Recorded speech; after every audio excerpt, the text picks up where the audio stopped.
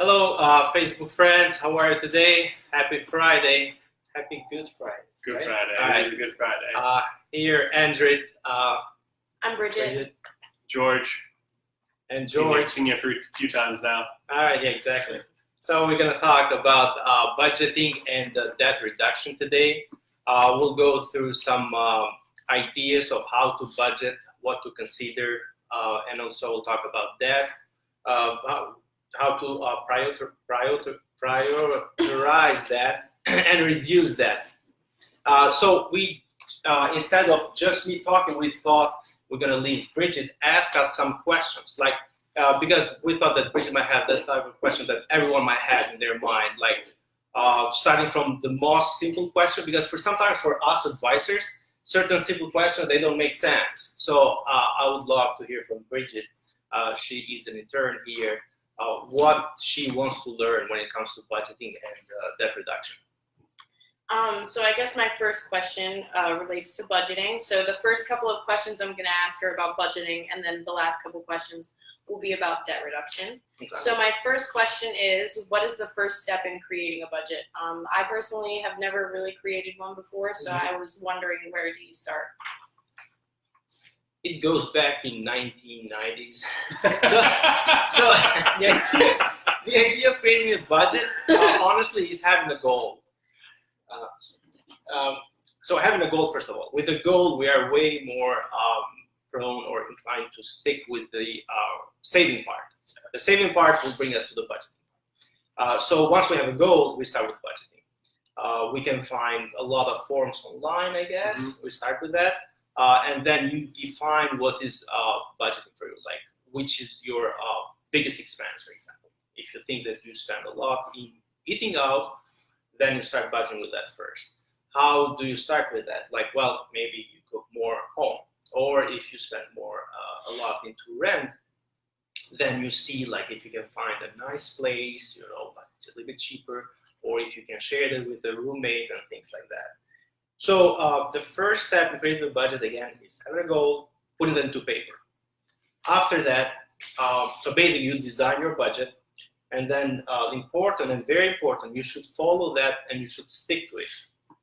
Control that every month, I would say, every week. It depends what type of budget you create. If you create a very specific one, a very detailed one, then maybe you want to do it every week. But it's very, very detailed, then we don't want you to kind of be overwhelmed with data and things like that, and then you're going to be like, oh, you know what, I cannot keep track. So in the same time, it should make sense. So everything in the normal, it should make sense. So yeah, another thing that I can add, if you are budgeting in a couple, a few things that you should keep in mind is, first of all, you should work as a team. And second, you should learn from each other. That's a good thing when you budget in couple, because you learn from each other. But first of all, then let's go back again. Make sure that you are on the same page, because if the way how I want to budget does not make sense to the other person, then you're gonna rush. But again, this is in case of couples. And again, for couples, you can link your budget with a goal, as it is the best way, as I mentioned again, to stick with a plan. Do you have anything to add, George? No, I mean, I just think, again, just reiterating, the reason we want to develop the goal first is it's otherwise the budget just, trying to generate more money or save more money. It's like without a purpose, it becomes harder to do that. So I always try to equate it to, like, if you have a goal, and when you look at your budget, it's like, okay, well, I could spend, $25 on a meal, or I could put that $25 towards my goal that I have. So it helps you envision it, and it just creates a more realistic approach instead of just saying, oh, I want to save money. Correct. If you just sit there and say, I want to save money, it's not really profound. It's harder to do. It's like maybe saving money so you can, have a pot of cash to do whatever you want. But it's like, even then, like that, having that money would still be the goal. It's like, oh, I want to save this money so that I can go on a vacation. So I always look at the goal first. And even with our internal budget sheets that we use with clients, our first page is goals. Goals, yeah. We start with the goals. Exactly. So even here, we start with the goals. That's just so we can create like a realistic approach to investing, because otherwise, like everyone wants to make money or save money, but if we don't have a purpose, then it's not really as That's true. profound as it should be. So That's true. Well, that is great advice. Okay. Thank you. My second question about budgeting is, how far in advance should I plan to budget for? So like, say I have a goal that's, a couple years from now, like when should I start implementing that budget? So that, should I start today? If it's a very long-term goal, when do I start this budget plan, I guess? How far in advance should I plan for? Like if something's going to happen a year from now, is it too late to start budgeting? If it's going to happen a month from now, is it too late to start budgeting? Like, what's the time? As soon as possible. yeah, There is never too late. There is no such thing as like, if it's a long-term goal, I should wait. And if it's a short-term goal, I should start. Absolutely no. Because I can tell you the difference. Yes, if it's a long-term goal, you shouldn't go crazy on giving up on a lot of things. Meaning that, as the name says, long-term, meaning that you should start slowly, to see and adapt yourself. Like, okay, I tried it this way, or like giving up on something. It didn't work out, so you can switch and change things. If it's short-term, it's easier, meaning that, I don't know, let's say you go out 4 times a month or 6 times a month, and your short-term goal is like a vacation, traveling in the near future, like in a year, for example. Easy enough, you give up of at least 2 of those 6 times, and you free up some money there. Another thing maybe, as I said, going back to the rent, for example, you find a roommate and you like cut in half your rent. If it's like car, you can carpool and things like that. Mm-hmm. But like it won't work if it's like a long-term carpooling, because it's like, do I want, example, and it's good to save the nature and everything, but example, do I want to drive with George every day? Not really. Even if it's like a short-term goal, Don't get me wrong, he's a cool guy, but so to give you an idea, like it's like giving up on certain things. Yeah. Like George, what did you do? Like recently, we were talking about you gave up on certain things because you wanted a dog or something like that. You want to share any story with us or no? I mean, like, certain expenses I don't have now because I focus on, my dog's a puppy, so I don't go out as much. So that obviously lowers that budget, but also it's being dedicated to like food, vet, things like that. Right. So reallocating in that capacity. But another thing too, just like looking at when should I start, you can also start with the end goal and reverse things backwards. So it's like if you want to go on a vacation, you're going to need $5,000, right? So we can divvy that up however we want. If we know, okay, 5,000 is the end goal, then we can sit there and say, okay, if I save, $500 for 10 months, I'll have $5,000. So that's another way you can break it down. You can also spread that out over 3 years so that it's even less. Very good point. Yeah. I was reading online, like, this is not necessarily relatable, but like there's supposed to be like a new PlayStation coming out next year. And someone posted online and said, you start saving $1 a day for the next 537 days based on the projected price, you should be able to afford it. Mm. So it's like $1 a day gets you to that goal. And like that's like a smaller term thing, but it can be translated to other different areas. So it's like you can do it that way. You can, with retirement, it's very difficult to say, like, we don't necessarily have a number. And that's the longer term goals, I feel like, are more loose. But like when we have more concrete, your short to intermediate goals where it might be a down payment for a house or a new car, these are things that usually have a concrete value that we can break down over a month, weeks, however we want to do it, however it's going to help us save. So, I mean, if you have a goal that's next month, like obviously it might be harder depending on the amount. If you say, I want to, go on a $5,000 vacation next month, like, yeah, you're probably a little behind. You probably can't do that. So you might need to change the date of the goal. So would you, sorry to cut you off. I'm sorry. Would you suggest, like, maybe making it a goal to do what you want to do and then make your money back afterward? Or you think that that's maybe not the smartest decision? Like, say I want to go on a vacation, last minute, couple weeks from now, and it's going to cost me like $5,000. Would I spend that $5,000, go on the vacation, and then come back and just work towards the goal of making that money back? Or is... So I think in those capacities, it's like when we that's when I see like us leveraging credit, like credit cards instead. It's like, oh, I want to do this now, and it's the reverse concept of that. I'm not saying it's a bad thing. It's just harder to do. You know, if you have the behavioral mindset to do it, especially with a lot of these reward points for credit cards, absolutely, you can do that. However, most people I feel like can't do that, and then they get into trouble with their credit card. So from a mathematical standpoint, it's technically the same. And even when you take into consideration the rewards points or cash back, whatever, it's technically more advantageous to do it that way. However, that comes at a way higher behavioral cost, and I don't think everyone's capable of doing that. So it's not my first recommendation. Obviously, we've worked with some clients that's fine because we know they'll pay off the debt, or there's a structured way to pay it off. So I get that there's always going to be two things, but it's like you don't get FOMO, like fear of missing out for putting yourself in a bad situation just because everyone else is doing it. You know, like stick to your goals. In the social media world we live in now, it just can drive people crazy. So maybe turn off the noise so you can focus on yourself, because otherwise you could get into a lot of trouble. Because think about it, it's like, let's say you do that, $5,000 for a trip, put it on a card, and yes, you're paying it off, but then all of a sudden, let's say you get half of it paid off, and then someone's like, oh, we're going to go on this other trip in this year, and then it's like, okay, well, I have $2,500 left on my credit card, I can do this.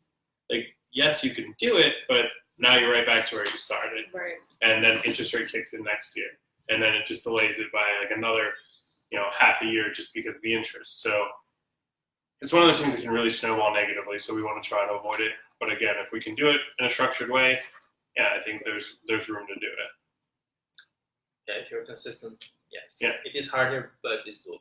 Yeah. Gotcha. And then what is the biggest expense I should prioritize first? Like, what, in your opinion, what do you think would be the most important thing to plan first? Like, when you're about to sit down and make a budget for yourself, what would the first thing that comes to mind be that is most important to you? Rent. Yeah. Like house, making sure I have a roof over my head. I don't know. I mean, so like a lot of people have their essentials like rent, food, as you like essentials would be car payments. It depends which one is the biggest one for you and for everyone. It looks like the easiest part is food. However, we don't want to eat poorly also. So, but yeah, that. Obviously, from like a broader standpoint, the essentials. Like those are the things we're budgeting for first. So that definitely includes discretionary part. That's the first thing to cut. Yeah, so I mean, essentials where you have like your house, your food, etc.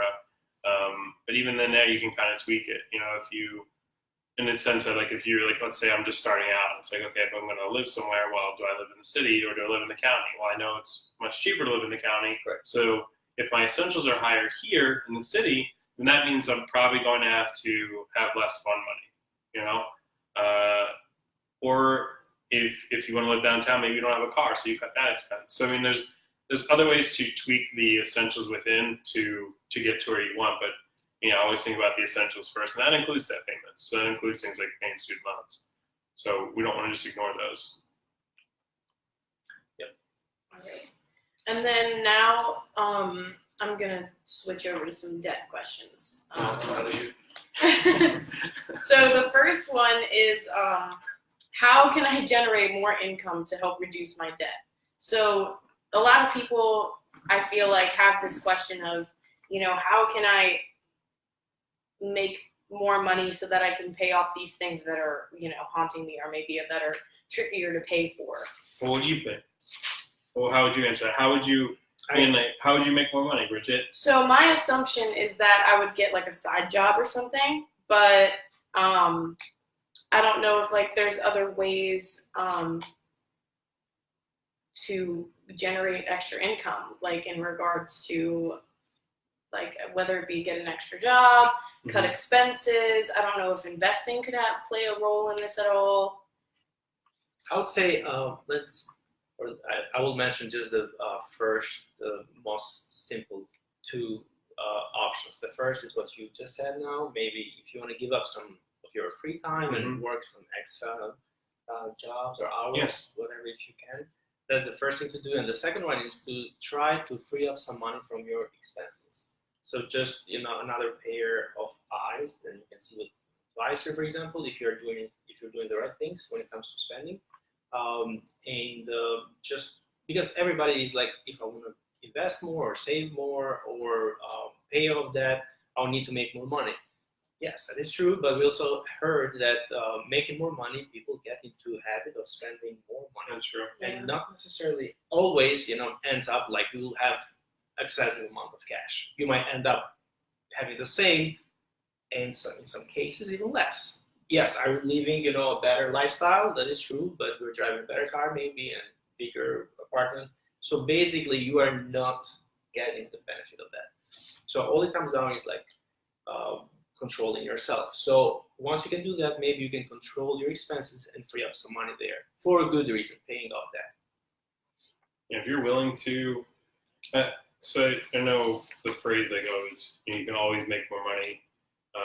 Can sometimes seem like a privileged thing to say, but it's also, not necessarily. It's like if you want a second job and that might make less than your first job, like that's your prerogative. Like you can decide if it's worth your time to, in some cases, make half your hourly wage. Like if you're okay with that, to have extra money, then I think that is a fair statement to say you can make more money. But is it going to be worth your time to do so? Because if you want to make minimum wage doing a job you don't like, just to have extra money to pay stuff off, it might not be the best scenario. It might be, but then that means it might take you longer to pay off debts. Where then the alternative is, instead of making more money, then let's look through your expenses. Do you use Netflix every day? Is it worth that $12 a month? Because you start looking at things like that, and you're spending $150 a year on certain things. Well, okay, that $150 a year now could be put towards something else. So that's where I look at it. It's like, look, you can have things that you want,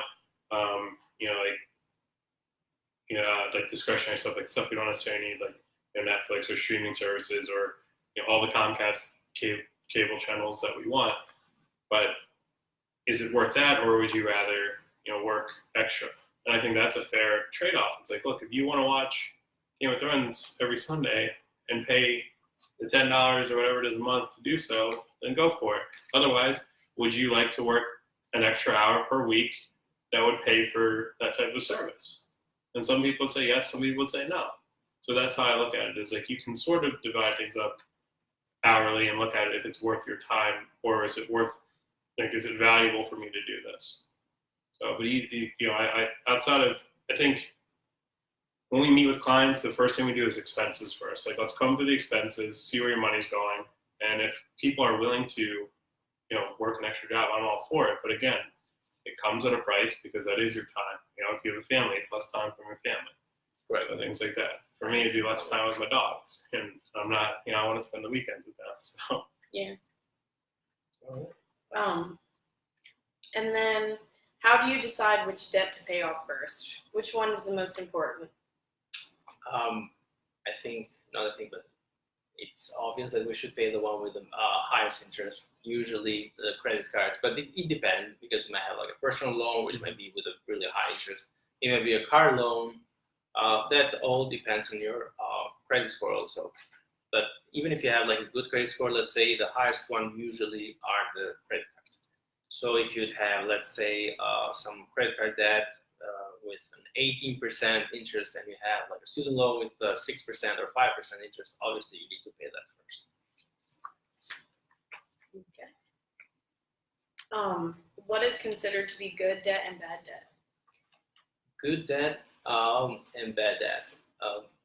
Good debt is whatever we can take some benefits out of it. Like, for example, on student loan interest, you can deduct that. There are certain limits even there if you make more than a certain amount and things like that. However, it is good because, first of all, it is applied toward your education and toward your future opportunities when it comes to career-wise. And second, yes, it can be deducted, the interest. Another good debt might be mortgage, because also can be deducted. Another thing, just with the student loans, there's usually more flexibility with good debt. So like student loans can be deferred, they can be restructured, they can be paid based off of income, things like that, where it's not as flexible with like the bad debt. Mm-hmm. So mortgage, because for two reasons, it will help you to buy your dream house for yourself, your family, and so on. it can be deducted, and then or like a business debt, for example, because you're working or trying to do something bigger. And bad debt, I can think of, again, credit cards, personal loans, and things that you don't get any benefit out of that. Unsecured. Or yeah, exactly, yes. Car is like in between because you need the car, so You it's might. kind of, Might not. You don't always need a car. yeah, exactly. If you live in the city, so Yeah. yeah, it's kind of a gray area, but yeah, it's Yeah. most toward the bad debt. Okay. And then how can I use my credit card in order to not create overwhelming credit card debt for myself? So from my personal knowledge, my assumption of this is that you should only use your credit card for purchases that the experience will outlast the debt. So from what I've heard from school or other people is that if say you buy a vacation with your credit card, that $5,000 vacation is gonna haunt you later after the vacation, and the debt is still going to be there, and the vacation is going to be over. But say you buy a TV with your credit card, and that TV is going to last you longer than the time it would take you to pay off that TV credit card debt that you've accrued. They're both to be paid, first of all, and there's no such thing as this is gone and over and this is here, because anyway, you cannot sell the TV back to pay the credit card. Yeah. So with you that- cancel your memories to pay for the vacation. Still, it's to be paid. I think the credit card can be used in any scenario. So you can pay for everything as far as you are consistent on paying and you are careful. There is nothing wrong with taking advantage of, as George said, like perks and cashback and points. For 0% APR, if you have 0% interest rate. Exactly, 12 months. There are some credit Yeah, cards it's that like, offer it's you like that theoretically, not to cut you off, but it just goes back to behavior. It's like there's not necessarily a right or wrong answer. It's like if you want to save for the 5,000 or put it on a credit card, in order to achieve that, if you pay the 5,000, like if it takes you 12 months to save 5,000 or 12 months to pay off the 5,000, mathematically it's kind of the same thing, But it comes down to, if I go on this vacation, will I pay it off when I'm done? Or if I buy this TV, will I pay it off in time before interest starts kicking in? Like I could have a TV for 5 years. So from that mindset, if it takes me 5 years to pay off this TV, that technically is what you're saying. Is like, oh, that's okay. However, I look at it as mathematically, no, it's not, because we have interest rate that kicks in and starts kicking our ass and making it that much longer to pay it off. Or it's like the TV technically should have been paid off in 2 years, not 5. So in theory, yeah, go ahead. Oh, sorry, I didn't mean to interrupt. I was just saying, just in theory, like I get where that comes from. I just think it goes back to what we said earlier. Like it's very much behavioral. I don't think a lot of people will do it and stick to it. Or as far as you don't consider your credit card as a box where you can put your hand and get money whenever you need, which you can actually, but consider that as a debit card. So basically, you can use it for everything. As far as you have the money, like you do with a debit card. You run out of money, you don't use it. Credit card, yes, gives you that idea, but don't misuse it. So basically, use it for everything unless you cannot control it. Get a secured one too. You can get a secured credit card, so you build credit, which is very important. That's how you get those offers for the zero balance transfer fee and things like that, or cash back. And you can still, again, build credit and use credit. So yeah, as far as being controlled, you can use it basically for everything. Okay. And if you guys have any questions, we'll be more than happy to answer those questions too. Also, and if you Bridget have anything else that we can answer you. I think I'm good. I've gotten all my questions answered. That's great. Cool. And we're here, so you can always get back to us. We can create another topic. If any of you have questions or want to review your debt or have a meeting with us, it doesn't cost anything to meet except for your time. Obviously, we talked about time having its own value, but we're happy to help out with whatever we can. Obviously, stay tuned for more content this month. It is still Financial Literacy Month, so we'll be having a lot more stuff coming your way. We promise we're going to add value in your time. So yeah, and if you are interested in any other topics that you want to learn about, just comment below or ask us, email or call us, and then we'll arrange that for you. All right. All right. Thank you again. Bye. Have a great weekend. Have fun. Be Have safe. fun. Don't spend all your money.